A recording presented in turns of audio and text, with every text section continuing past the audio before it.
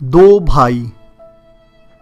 علی صادقی بیان کرتے ہیں کہ شہید شہبازی کی رسم قل میں شرکت کے لیے ہم ایک سرحدی شہر میں گئے۔ وہاں کے مقامی رسم و رواج کے مطابق قل کی رسومات صبح سے ظہر تک جاری رہتی تھیں۔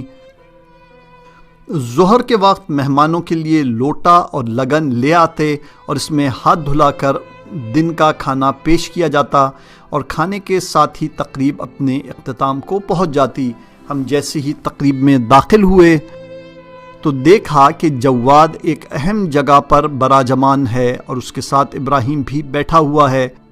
میں بھی آگے بڑھ کر ابراہیم کے پاس بیٹھ گیا۔ ابراہیم اور جواد دونوں بہت گہرے دوست تھے اور دو بھائیوں کی طرح سلوک رکھتے تھے۔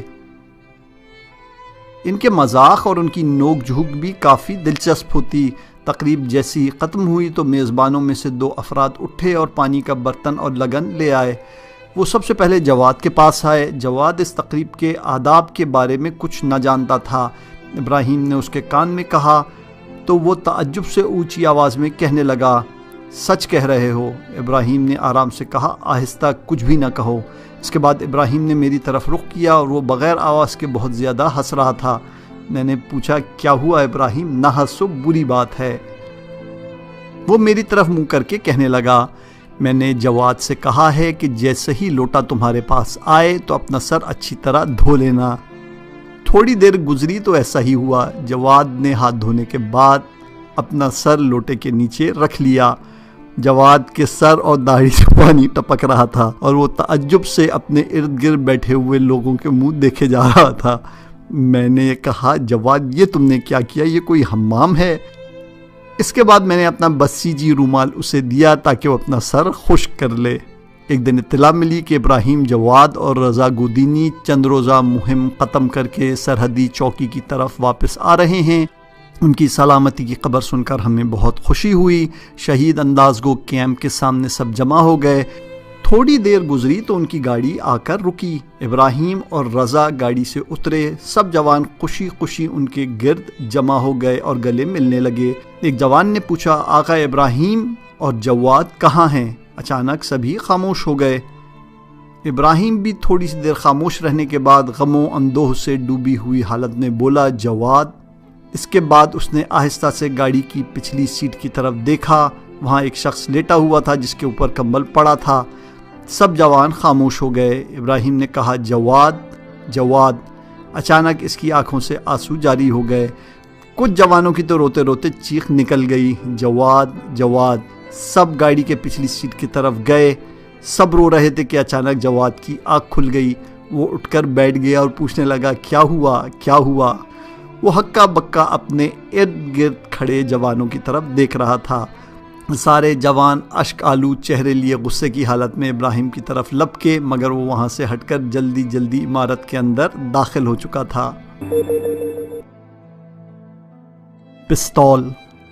1982 کی بہار کے دن تھے۔ ہم نے اپنا ساز و سامان اکٹھا کیا، اسلحہ جمع کروایا اور جنوب کی طرف چل پڑے۔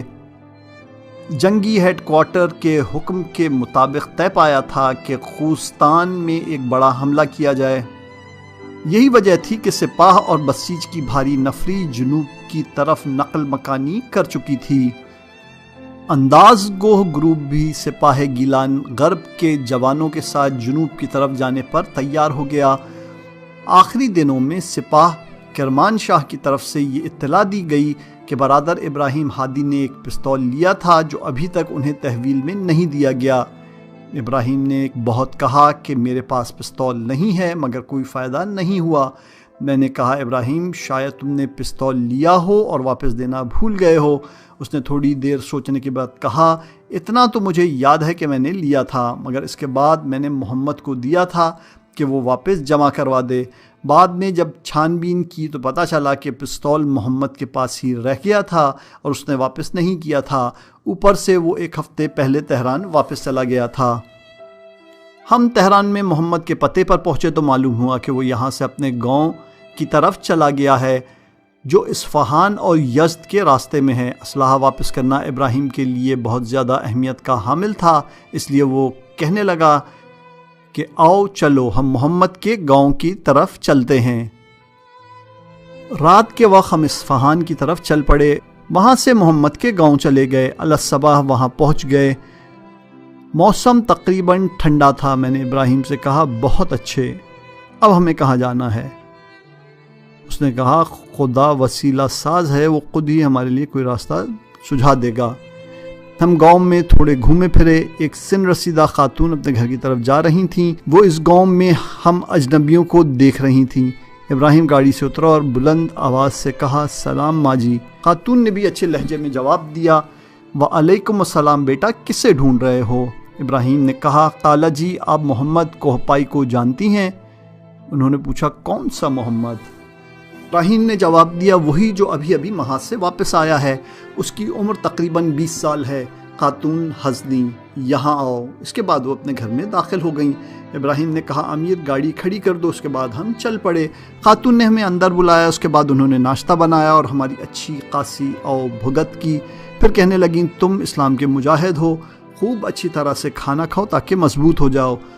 اس کے بعد کہنے لگی کہ محمد میرا نواسا ہے اور میرے ہی گھر میں رہتا ہے، لیکن اس وقت وہ شہر گیا ہوا ہے اور رات تک بھی واپس نہیں آئے گا۔ ابراہیم کہنے لگا خالہ جی معاف کر دیجئے، آپ کے اس فرزند نے ایک ایسا کام کر دیا ہے کہ جس کی وجہ سے ہم محاذ سے کھچے کھچے یہاں آنے پر مجبور ہو گئے ہیں۔ انہوں نے تعجب سے پوچھا مگر اس نے کیا کیا ہے؟ ابراہیم نے کہا اس نے مجھ سے پستول لیا اور اس سے پہلے کہ اسے دفتر میں جمع کرواتا اپنے ساتھ لے آیا۔ اب ہمیں کہا گیا ہے کہ ہم پستول کو حتماً لے کر آئیں اور دفتر میں جمع کروائیں۔ وہ کھڑی ہو گئیں اور کہنے لگیں اس لڑکے کو تو خدا ہی سمجھے۔ ابراہیم نے کہا ماں جی اپنے آپ کو تکلیف میں نہ ڈالیں، ہم زیادہ دیر تک آپ کو زحمت نہیں دیں گے۔ خاتون نے کہا یہاں آؤ۔ میں اور ابراہیم ایک کمرے میں چلے گئے۔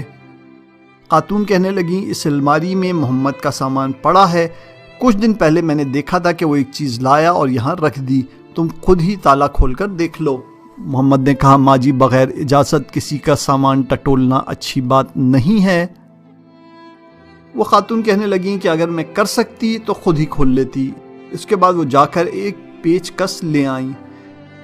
میں نے پیچ کس پھنسا کر جھٹکا دیا تو الماری کا وہ چھوٹا سا تالا کھل گیا۔ الماری کا دروازہ کھلا تو دیکھا کہ سامان کے اوپر پستول ایک سفید کپڑے میں صاف نظر آ رہا ہے۔ ہم نے پستول اٹھایا اور کمرے سے باہر آ گئے۔ خدا حافظ کہتے وقت ابراہیم نے پوچھا ماں جی آپ نے ہم پر اتنا اعتماد کیسے کر لیا؟ خاتون کہنے لگیں اسلام کا سپاہی جھوٹ نہیں بولتا، کیا تم اس نورانی چہرے کے ساتھ جھوٹ بول سکتے ہو؟ ہم وہاں سے چل دیے اور تہران آ گئے۔ اصفہان کے ہائی وے پر جا رہے تھے کہ میری نظر فوجی توپ خانے کے بیرک پر پڑی۔ میں نے کہا ابراہیم تمہیں یاد ہے کہ سرپل ذہاب میں توپ خانے کا ایک کمانڈر تھا جو حملوں میں ہماری بہت مدد کرتا تھا؟ ابراہیم نے پوچھا آغائے مداح کی بات کر رہے ہو؟ میں نے کہا ہاں، اب وہ اصفہان کے توپ خانے کا انچارج ہو گیا ہے، شاید اب بھی یہیں ہو۔ اس نے کہا بہت اچھے، چلو اس سے ملتے ہیں۔ ہم بیرک کے سامنے پہنچ گئے اور اپنی گاڑی کھڑی کر دی۔ ابراہیم اتر کر نگہبانی والے کمرے کی طرف چلا گیا اور کہا سلام، آغائے مداح یہیں ہوتے ہیں؟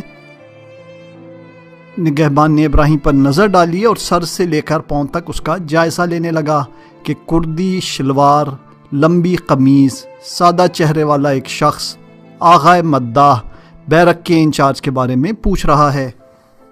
میں نے آگے بڑھ کر کہا بھائی ہم آغائے مداح کے دوست ہیں اور محاذ سے آ رہے ہیں، اگر ممکن ہو تو ہم ان سے ملنا چاہتے ہیں۔ نگہبان نے فون ملایا اور ہمارا تعارف کرایا۔ تھوڑی ہی دیر گزری تھی کہ انچارج کے دفتر کی طرف سے کرنل مداح ہمیں آتے نظر آئے۔ کرنل مداح ہمیں دیکھتے ہی ابراہیم سے لپٹ گئے اور اسے بوسے دینے لگے۔ اس کے بعد انہوں نے مجھ سے بھی روبوسی کی اور اصرار کرتے ہوئے اپنے دفتر میں لے گئے۔ بعد میں وہ ہمیں میٹنگ ہال میں لے گئے۔ تقریباً 20 جوان افسر ان کے کمرے میں پہلے ہی سے موجود تھے۔ آغا مداح کی صدارت میں میٹنگ ہو رہی تھی۔ انہوں نے ہمارے لیے 2 کرسیاں منگوائیں اور ہم بھی میٹنگ کے شرکاء میں شامل ہو گئے۔ اس کے بعد انہوں نے بات کرنا شروع کی۔ دوستو تم سب مجھے جانتے ہو، چاہے انقلاب سے پہلے 9 روزہ جنگ ہو یا دفاع مقدس کے پہلے سال کی جنگ، میں نے تمغہائے شجاعت کا اعزاز حاصل کر رکھا ہے۔ میرے توپ خانے کے جوانوں نے سخت ترین ذمہ داریوں کو بھی احسن انداز میں انجام دیا اور تمام حملوں میں کامیابی سے ہمکنار ہوئے۔ میں نے خود بھی وطن اور ولایت میں سخت ترین اور اہم ترین فوجی تربیت کے کورسز رکھے ہیں، لیکن اس کے باوجود بھی کچھ لوگ ایسے تھے اور ابھی ہیں کہ جنہوں نے میری ساری تعلیم اور تجربے پہ سوالیہ نشان ڈال کر رکھ دیا۔ اس کے بعد اس نے مثال دیتے ہوئے کہا، دنیا کی جنگوں کا قانون کہتا ہے کہ اگر تم کسی ایسی جگہ حملہ کرتے ہو جہاں دشمن کے 100 افراد ہیں تو تمہارے افراد کی تعداد 300 ہونا چاہیے۔ تمہاری مہمیں اور حملے بھی زیادہ ہوں تاکہ کامیابی حاصل ہو سکے۔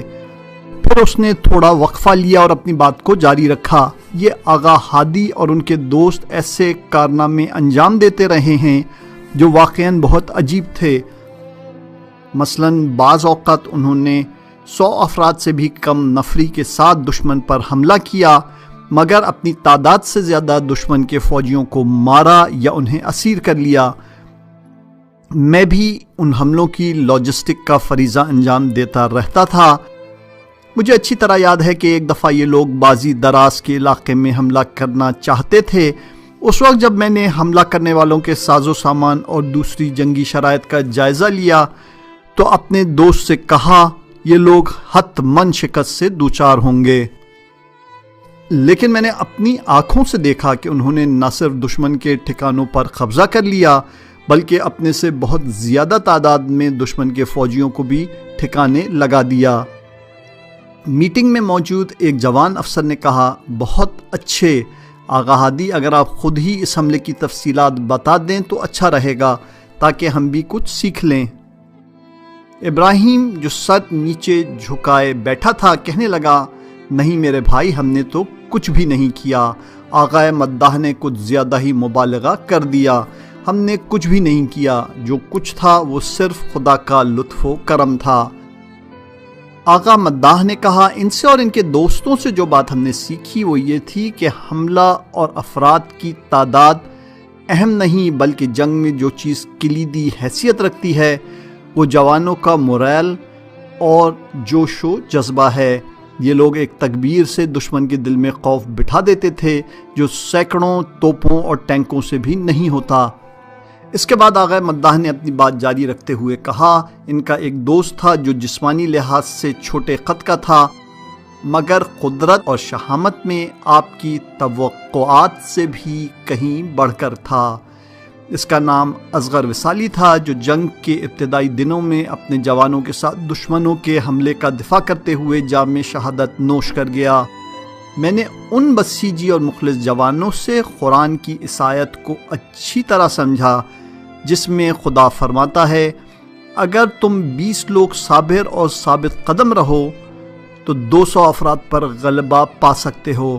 لگ بھگ 1 گھنٹے کے بعد ہم میٹنگ سے باہر نکلے، میٹنگ کے شرکاء سے معذرت خواہی کی اور تہران کی طرف چل پڑے۔ راستے میں اس دن پیش آنے والے تمام واقعات کے بارے میں سوچتا رہا۔ ابراہیم نے واقعات سے بھرے اس پستول کو دفتر میں جمع کروایا اور اندازگو گروپ کے جوانوں کے ساتھ جنوب کی طرف خوزستان چلا گیا۔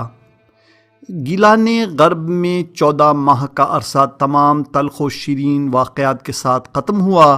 اس عرصے میں شجاعت اور بہادری کی داستانیں رقم ہوئیں۔ اس مدت میں ایک چھوٹے سے چھاپہ مار گروپ نے عراقی فوج کی جدید ٹیکنالوجی سے لیس بریگیڈز کو اپنے حملوں سے ختم کر کے رکھ دیا تھا۔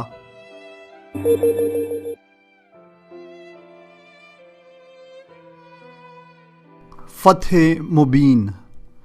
شہید کے کچھ دوست بیان کرتے ہیں کہ خوزستان میں سب سے پہلے ہم لوگ شہر شوق میں گئے، جہاں پیغمبر خدا حضرت دانیال علیہ السلام کی قبر مبارک کی زیارت کی۔ وہاں اطلاع ملی کہ تمام رضاکار فوجی جوان جو آج کل بسیجی کے نام سے مشہور ہو چکے ہیں کو مختلف جنگی بٹالینز اور بریگیڈز میں تقسیم کر کے بڑے حملوں کے لیے انہیں آمادہ کیا جائے گا۔ زیارت کے دوران حاج علی فضلی پر ہماری نظر پڑ گئی۔ انہوں نے بھی گرم جوشی سے ہمارا استقبال کیا۔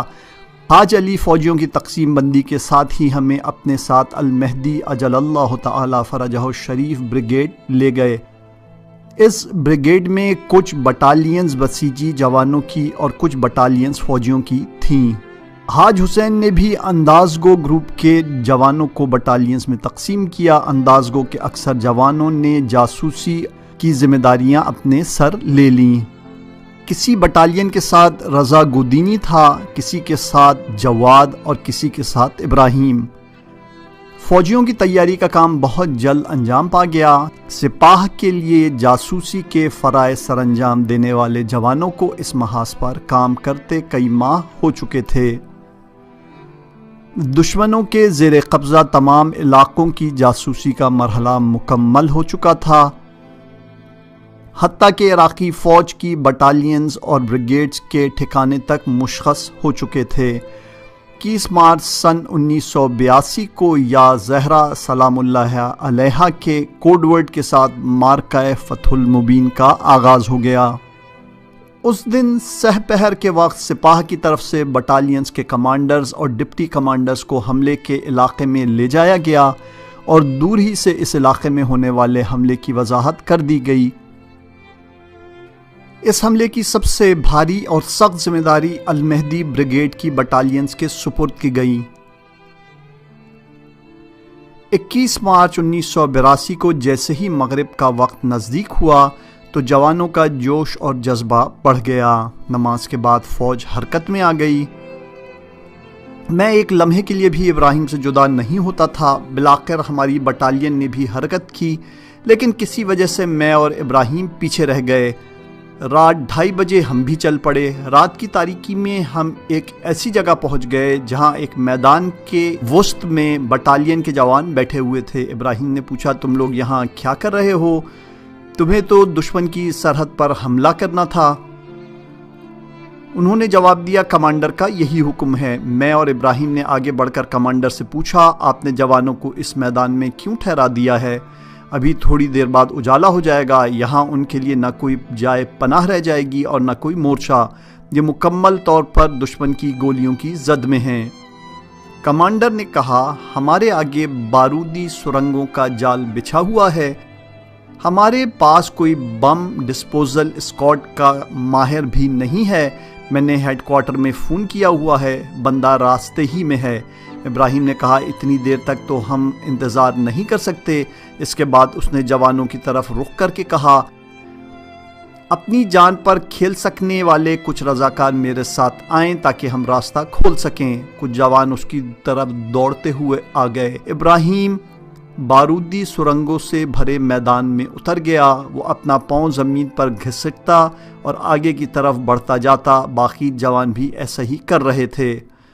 میں ہکا بکا ابراہیم کو دیکھ رہا تھا۔ میرا سانس سینے میں اٹک کر رہ گیا۔ میں بٹالین کے جوانوں کے ساتھ کھڑا اور وہ بارودی سرنگوں والے میدان میں، میرے چہرے کا رنگ اڑا ہوا تھا۔ میں ہر لحظے سرنگ پھٹنے اور ابراہیم کی شہادت کا منتظر تھا۔ یہ لمحات بہت مشکل سے گزر رہے تھے، لیکن وہ میدان کو عبور کر کے اس پار پہنچ چکے تھے۔ خدا کا شکر کہ اس راستے میں کوئی سرنگ نہ پھٹ سکی۔ اس رات بارودی سرنگوں سے بھرے اس میدان کو عبور کرنے کے بعد ہم نے دشمن کے مورچوں پر حملے کر کے ان کے ٹھکانوں پر قبضہ کر لیا، لیکن ہم اس سے زیادہ آگے نہ بڑھے۔ صبح کے نزدیک ابراہیم کے پہلو میں ایک گولی آن لگی جس سے وہ زخمی ہو گیا۔ ہمارے جوانوں سے جلدی سے اٹھا کر پیچھے لے آئے۔ جب صبح ہو چکی تو طے پایا کہ ابراہیم کو جہاز کے ذریعے کسی شہر منتقل کر دیا جائے، لیکن وہ ضد کر کے جہاز سے اتر آیا۔ ڈسپنسری میں زخم کو ٹاکے لگوانے اور پٹی بندھوانے کے بعد وہ دوبارہ سرحد پر آ گیا اور جوانوں کے ساتھ شامل ہو گیا۔ پہلی رات کے حملے میں ہماری بٹالین کے کمانڈرز اور ڈپٹی کمانڈرز بھی زخمی ہو گئے، جس کی وجہ سے علی موحد ہماری بٹالین کے کمانڈر مقرر کیے گئے۔ اسی روز کچھ افسران کی میٹنگ ہوئی جس میں محسن بھی شامل تھے۔ حملے کے اگلے مرحلے کی منصوبہ بندی افسران کی گوش گزار کی گئی۔ اس مرحلے میں سب سے اہم کام دشمن کے بھاری توپ خانے پر قبضہ اور پل کو عبور کرنا تھا۔ سپاہ کے جاسوس جوان کافی دن تک اس منصوبہ بندی میں مصروف رہے۔ اگلے مراحل میں کامیابی کا انحصار اس مرحلے کی کامیابی پر تھا۔ اگلی رات پھر فوجی جوان حرکت میں آ گئے اور چل پڑے۔ بم ڈسپوزل اسکواڈ باقی جوانوں سے آگے آگے چل رہا تھا۔ اس کے پیچھے علی، موحد، ابراہیم اور باقی جوان تھے۔ ہم لوگ کافی دیر تک چلتے رہے مگر دشمن کے مورچوں اور توپ خانوں تک نہ پہنچ سکے۔ 6 کلومیٹر چلنے کے بعد تھکاوٹ سے چور ہو کر ایک میدان میں جا کر بیٹھ گئے۔ علی، موحد اور ابراہیم ادھر ادھر گھومتے رہے مگر دشمن کے توپ خانے کا کہیں اتا پتہ نہیں تھا۔ ہم لوگ دشمن کے ٹھکانوں اور اس میدان میں گم ہو کر رہ گئے تھے۔ اس کے باوجود بھی جوانوں میں ایک عجیب طرح کا سکون اور اطمینان موجزن تھا۔ وہ اتنے پرسکون تھے کہ سبھی افراد آدھے گھنٹے تک سوتے رہے۔ بعد میں ابراہیم نے رسالہ پیام انقلاب شمارہ مارچ 1982 کو انٹرویو دیتے ہوئے بتایا تھا، اس رات ہم نے آس پاس بہت تلاش کیا مگر صحرا کے علاوہ کوئی چیز ہمیں نظر نہیں آئی، لہٰذا ہم وہیں سجدے میں پڑ گئے اور کچھ منٹ تک اسی حالت میں پڑے رہے۔ اسی حالت میں ہم خدا کو حضرت زہرا صلوات اللہ علیہا اور ائمہ معصومین علیہ السلام کے واسطے دیتے رہے۔ اس نے یہ بھی بتایا کہ صحرا میں ہم تھے اور امام زمانہ فقط اپنے امام کو پکار رہے تھے اور ان سے مدد مانگ رہے تھے۔ ہمیں کچھ سجھائی نہیں دے رہا تھا کہ کیا کریں۔ ہمارے ذہن میں جو چیز رہ کر آ رہی تھی وہ امام زمانہ عجل اللہ تعالی فرجہ الشریف سے توسل ہی تھا۔ کسی کو بھی اس بات کی سمجھ نہ آ سکی کہ اس رات کیا ماجرا ہوا۔ اس عجیب و غریب سجدے میں ان کے اور خدا کے درمیان کیا راز و نیاز ہوئے، لیکن تھوڑی دیر بعد ابراہیم اس جگہ سے جہاں سارے جوان آرام کر رہے تھے بائیں طرف چلا گیا۔ تقریباً 1 کلومیٹر کا فاصلہ طے کرنے کے بعد وہ ایک مورچے تک پہنچ گیا۔ جب اس نے مورچے کی پشت پر دیکھا تو کافی تعداد میں توپیں اور بھاری اسلحہ اسے نظر آیا۔ عراقی فوجی پورے اطمینان سے آرام کر رہے تھے۔ فقط تھوڑی سی تعداد میں نگہبان صحن کے درمیان دکھائی دے رہے تھے۔ ابراہیم جلدی جلدی اپنی بٹالین کی طرف لوٹ آیا۔ اس نے سارا ماجرا علی، موحد سے کہہ ڈالا۔ اس کے بعد وہ جوانوں کو اس مورچے کے عقب میں لے آئے۔ راستے میں انہوں نے اپنے جوانوں کو سمجھا دیا کہ جب تک ہم نہ کہیں کوئی شخص گولی نہیں چلائے گا۔ دشمن سے مدبھیڑ کی صورت میں زیادہ کوشش یہ کی جائے گی کہ انہیں اسیر کیا جائے۔ دوسری طرف محسن کی کمانڈ میں حبیب بٹالین نے بھی توپ خانے پر حملہ کر دیا تھا۔ اس رات ہمارے جوان معمولی سی جھڑپ اور اللہ اکبر اور یا زہرا علیہ السلام کے فلک شگاف نعروں کے ذریعے ہی عراقی توپ خانے پر قبضہ اور بہت سے عراقیوں کو قیدی کرنے میں کامیاب ہو گئے۔ توپ خانے پر ہمارے قبضے نے خوستان میں عراقی فوج کو سخت مشکل سے دوچار کر دیا۔ جوانوں نے فوراً توپ خانوں کے رخ عراق کی طرف موڑ دیے، لیکن توپ خانے کے ماہر فوجیوں کے نہ ہونے کی وجہ سے اسے استعمال نہ کیا جا سکا۔ توپ خانے پر قبضہ ہو گیا تو ہم اس کے آس پاس کے علاقے کی چھان بین میں مشغول ہو گئے۔ تھوڑی دیر بعد میں نے دیکھا کہ ابراہیم ایک عراقی افسر کو اپنے ساتھ لا رہا ہے۔ عراقی افسر کو اس نے بٹالین کے جوانوں کے حوالے کر دیا۔ میں نے پوچھا، آقا ابراہیم یہ کون تھا؟ اس نے جواب دیا، کیمپ کے آس پاس میں گشت کر رہا تھا، اچانک یہ افسر میری طرف آ گیا۔ بیچارہ نہیں جانتا تھا کہ یہ سارا علاقہ ہم نے آزاد کروا لیا ہے۔ میں نے اس سے کہا سرنڈر کر دو، لیکن اس نے مجھ پر حملہ کر دیا۔ اس کے پاس اسلحہ نہیں تھا، لہٰذا میں نے بھی اس کے ساتھ کشتی شروع کر دی اور زمین پر پٹک دیا۔ اس کے بعد اس کے ہاتھ باندھ کر یہاں لے آیا ہوں۔ نماز فجر ہم نے توپ خانے میں ہی پڑھی۔ امدادی دستے جیسے ہی پہنچے تو ہم نے اس صحرا میں مزید آگے بڑھنا شروع کر دیا۔ ہمارے سامنے کا علاقہ ابھی تک مکمل طور پر دشمن سے پاک نہیں ہوا تھا۔ اچانک 2 عراقی ٹینک ہماری طرف بڑھے، لیکن پھر پلٹ کر فرار ہو گئے۔ ابراہیم جلدی سے ان میں سے ایک کی طرف دوڑ پڑا، اس کے بعد اچھل کر ایک ٹینک پر چڑھ گیا اور ٹینک کا دروازہ کھول دیا۔ اس کے بعد اس نے عربی میں کچھ کہا تو ٹینک اپنی جگہ پر کھڑا ہو گیا اور اس میں سے کچھ فوجی اتر پڑے جنہوں نے سرنڈر کر لیا۔ ابھی تک اجالا نہیں ہوا تھا۔ فوج کو نئے سرے سے ترتیب دیا گیا اور ہم آگے کی طرف بڑھنے لگے۔ راستے میں میں نے ابراہیم سے تعجب سے کہا، تم نے غور کیا کہ ہم نے دشمن کے توپخانے پر عقب سے حملہ کیا تھا۔ اس نے تعجب سے پوچھا، نہیں تو مگر کیسے؟ میں نے کہا، دشمن بھاری تعداد میں اپنے سپاہیوں کے ساتھ توپخانے کے اگلے حصے میں ہمارا انتظار کرتا رہا، مگر خدا کو یہی منظور تھا کہ ہم ایک اور راستے سے آئے اور توپخانے کے عقب میں پہنچ گئے۔ یہی وجہ تھی کہ اتنے اسیر اور مال غنیمت ہمارے ہاتھ لگ گیا۔ دوسری طرف دشمن رات کے 2 بجے تک مکمل طور پر تیار تھا، لیکن اس کے بعد اس کے سپاہی آرام کرنے لگے اور ہم نے ان پر حملہ کر دیا۔ ہم نے دوبارہ عراقی قیدیوں کو جمع کیا اور انہیں کچھ جوانوں کی نگرانی میں پیچھے بھیج دیا۔ باقی فوجیوں کو لے کر ہم اس حملے کے آخری مرحلے کو اپنے اختتام تک پہنچانے کے لیے مزید آگے بڑھ گئے۔